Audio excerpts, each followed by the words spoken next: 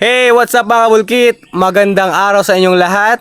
Ngayon ay Sunday, rest day. Kaya pansin nyo naman, walang background na gulong o interior sa aking likod. At ngayon nga, ang background ko ay ito. Yan. Andito ako ngayon sa aking maliit na farm. At napag-utusan na kumuha ng kalamansi. Dahil magluluto ngayon ang misis ko ng pansit, agahan namin. At total, andito na rin ako mga kabulkit. May share ako sa inyo na sana wag niyong isipin to na pagyayabang. Kasi itong nakikita nyo, ayan, tulad na lang nito, kalamansi. Yan, rambutan. At meron din ako ditong lansones. Ito. Yan.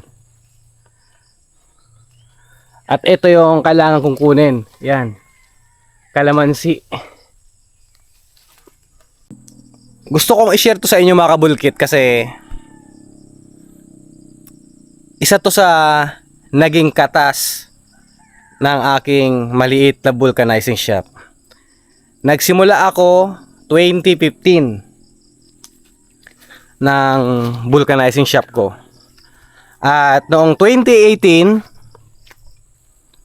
medyo may kinikita na ako noon, medyo nakakapag-ipon-ipon na. Hindi ako nag-invest muna sa mga kagamitan ko tulad ng tire changer.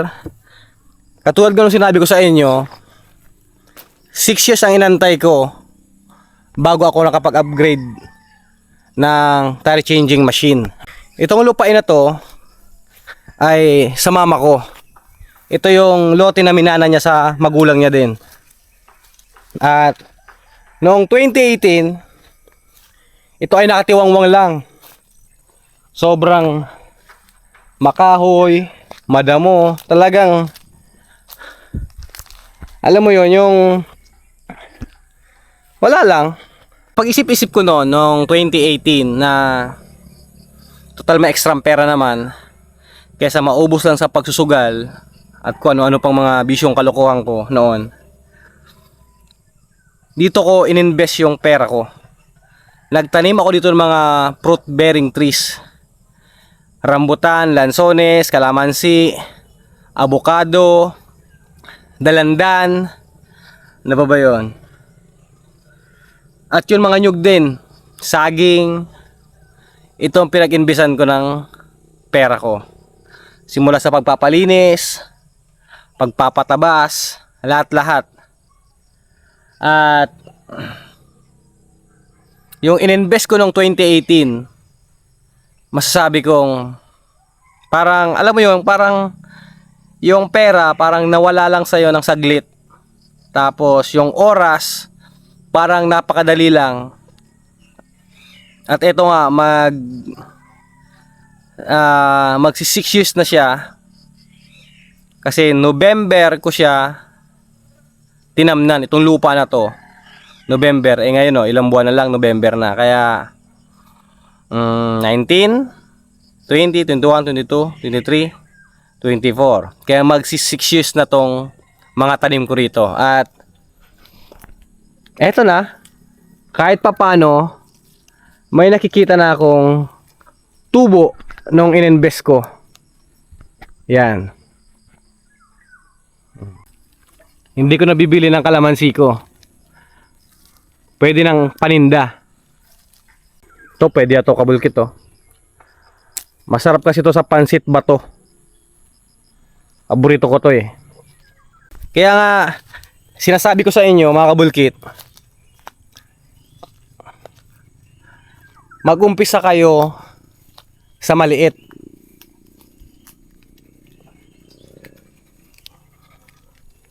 Kasi ako nag-umpisa ako ng shop ko. Kung makikita nyo dun sa mga una kong vlog, kung makikita nyo yung katayuan ng shop ko, ang liit.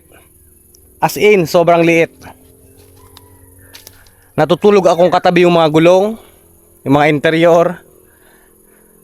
Kung ano yung sahig, yun na din ang tulugan ko.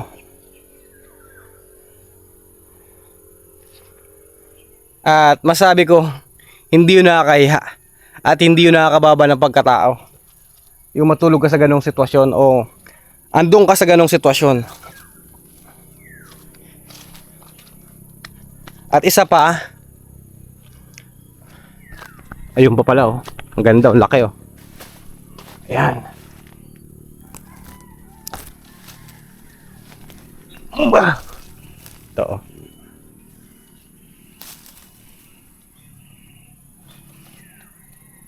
At ngayon nga mga kabulkit, natutunan ko na. Hindi ko pa naman master kasi meron pa akong mga, syempre, alam nyo na yung pagiging magastos. Pero kahit pa paano, nagiging priority ko yung tamang paggastos ng perang kinikita natin sa ating vulcanizing shop. Sana matutunan nyo rin yung natutunan ko. At sigurado, yung maliit yung vulcanizing na yan, lalago rin yan. Kasi yung akin, hindi ko pa naman masabing sobrang lago siya. Pero ang laki na naging improvement ng vulcanizing shop ko. Kasi yun naman talaga ang kailangan natin. Kaya tayo nagsimula sa maliit, paunti-unti, mapalaki natin yung ating maliit na negosyo. Basta, inasabi ko sa inyo, magtiyaga kayo, aralin nyo ng maigi yung ating negosyo.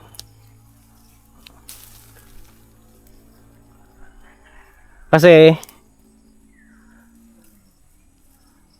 yun ang makatutulong sa atin.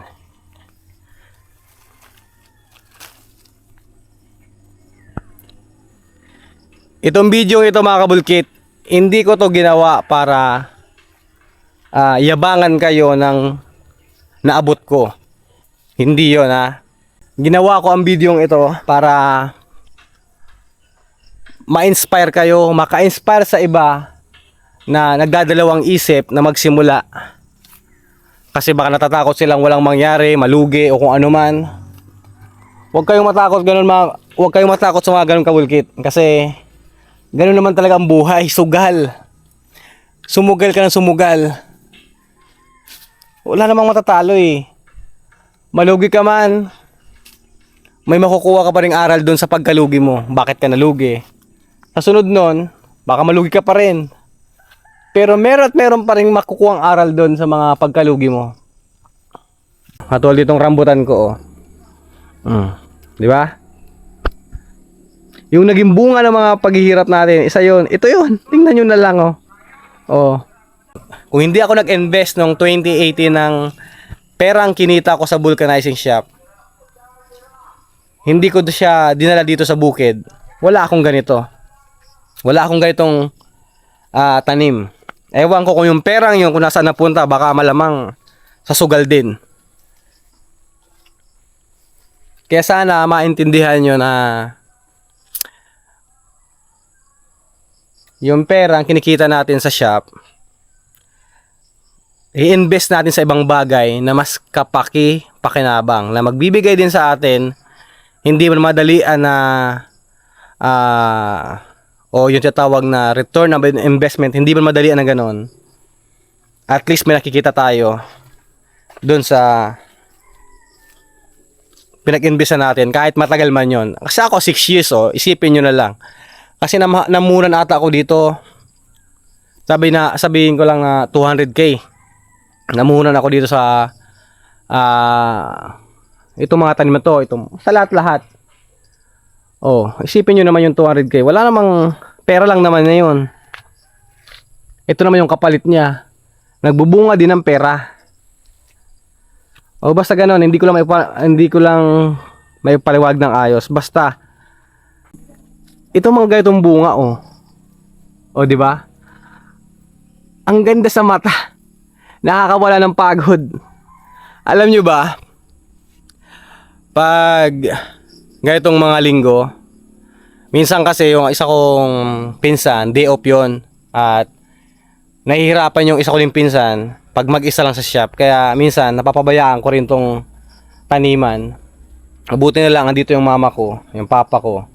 Sila yung kumbaga nagtatagalinis. Isa pa mga kabulkit, sa lahat ng bagay siguro, lalo sa pagninegosyo, huwag mong isipin agad yung kikitain mo. Kasi ako nga matagal nagtiyaga para makita yung tinatawag kong tubo o tinatawag na ano ba yun? Return of investment.